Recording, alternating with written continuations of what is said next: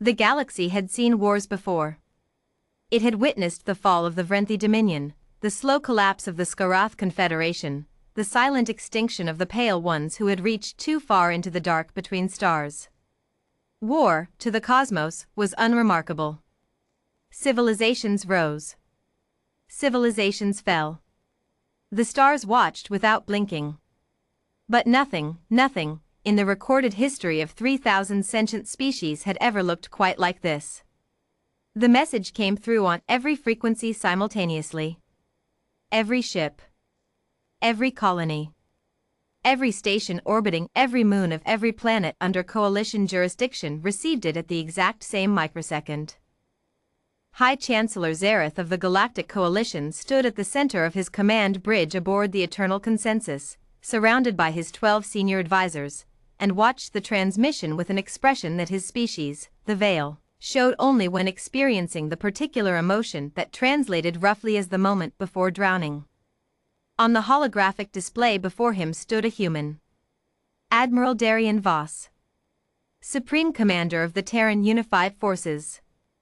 The human was tall by his species standards, broad-shouldered, dark-skinned, with close-cropped gray hair at his temples.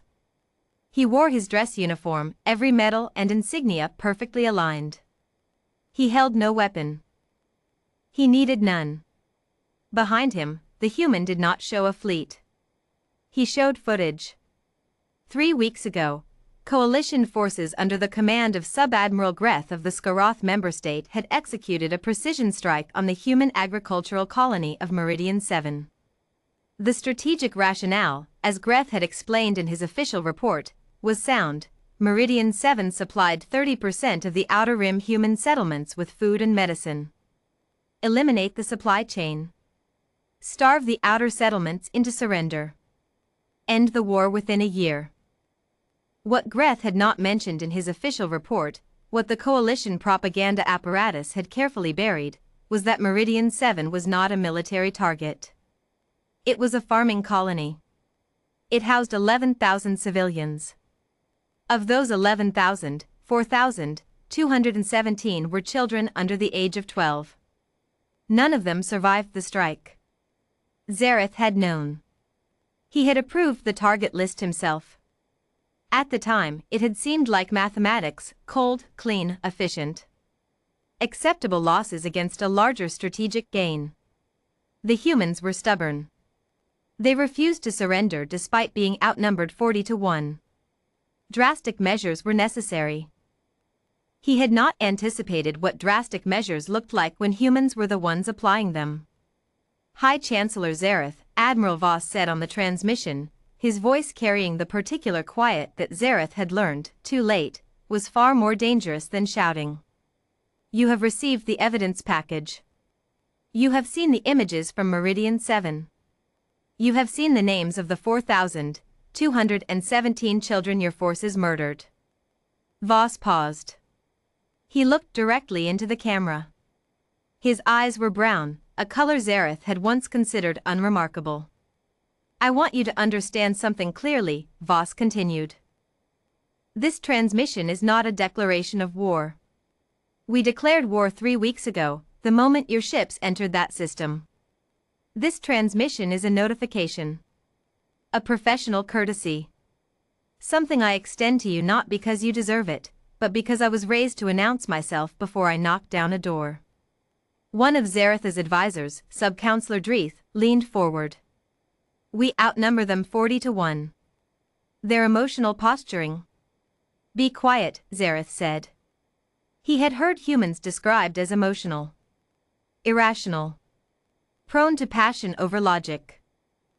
The coalition's xenoanthropologists had written extensive papers on human psychology, their tribal instincts, their sentimental attachment to offspring, a primitive biological trait most advanced species had long since deprioritized. It was considered a weakness. Zareth was beginning to understand that the xenoanthropologists had made a catastrophic error. They had confused sentimentality with limitation. I'm going to tell you what happens next, Voss said on the screen. Not to threaten you. Not to negotiate. I'm telling you because you need to understand the shape of what is coming.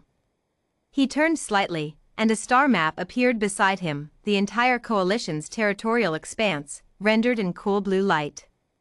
48 hours ago, the Terran Unified Forces executed Operation Meridian Answer. Every shipyard in coalition space that we identified as contributing to the construction of the vessels used in the Meridian 7 attack has been destroyed. Every supply depot. Every fuel station within 4 light-years of those shipyards. Gone. Zaratha's communications officer was already pulling up sensor reports. The numbers confirmed it. 37 shipyards. 112 supply installations. All destroyed simultaneously, with surgical precision, in a single coordinated strike spanning 200 light-years of coalition territory. The humans had been planning this for months. While negotiating. While attending peace summits. While shaking hands. They had been planning. In the next 72 hours, Voss continued, Fleets 1 through 7 of the Terran Unified Forces will engage and destroy every coalition military vessel currently in the field. We will not pursue vessels that withdraw immediately and broadcast unconditional surrender codes. We are not interested in killing soldiers who choose to live. But any vessel that raises a weapon will be considered hostile and will be dealt with accordingly. He paused again. What comes after that is your choice, High Chancellor. Not mine. Zarath turned to his military strategist, Admiral Prime Yovu. Can they do it? Yovu was silent for longer than Zarath had ever seen him silent. Then, our shipyards are confirmed destroyed, Chancellor. Without resupply and repair infrastructure, our fleet's operational capacity degrades over months, not years. Their fleet is... He paused. Smaller than ours. But their vessels are faster than our intelligence suggested.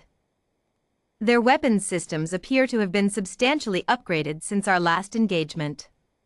And their tactics? Their tactics, said Sub-Counselor Dreeth, who had apparently not learned from Zaratha's earlier warning, are those of a species running on rage. Rage is not strategy. With respect, Yovu said quietly, I believe you are wrong. I have spent the last 6 hours reviewing the strike pattern on our shipyards. The coordination required 47 simultaneous strikes across 200 light-years, 0 operational security breach, flawless execution. This is not rage. This is rage organized into mathematics. I have never seen anything like it. I did not believe it was possible. The bridge was silent.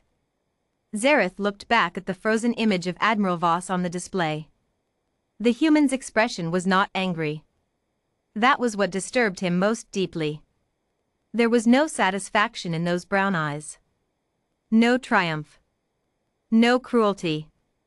There was only resolution.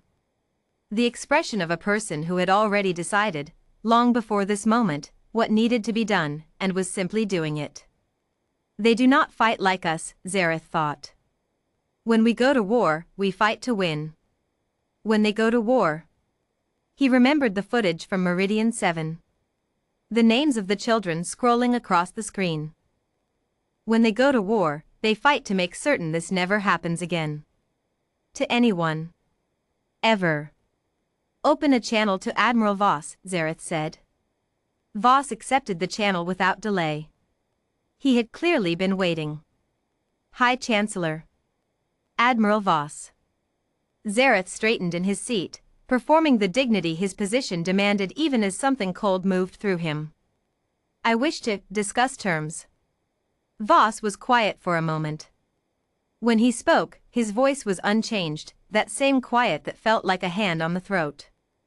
There are no terms for Meridian 7, Chancellor. There is no negotiation. There is no apology sufficient. There is no reparation I could accept that would bring back 4,217 children. A pause. But I'll tell you what there is. Tell me. There is a future, Voss said, where your species survives this. That future exists. It is narrow, and it requires things from you that will be deeply uncomfortable: full military disarmament, coalition dissolution, war crimes tribunals for every officer who planned and executed the Meridian 7 strike, beginning with Sub-Admiral Greth and ending with you. It requires that the Veil and every member species of your coalition spend the next century demonstrating, in concrete terms, that you are capable of being trusted to exist in a galaxy that contains children. He let that land. The alternative, Voss said, is that we continue. And I want to be honest with you, Chancellor, I don't want to continue. I'm not enjoying this. I have my own children. I know what it is to love something small and irreplaceable and terrifying in its vulnerability. His voice remained steady, but something moved behind his eyes. I do not want to do to your species what you did to ours. But I will. If that is what you choose, I will, and I will not stop, and there is nothing in this galaxy with the military capacity to make me stop. You looked at the mathematics of Meridian 7 and you thought it was acceptable. Look at the mathematics now, Chancellor. All of it. And then tell me what you choose.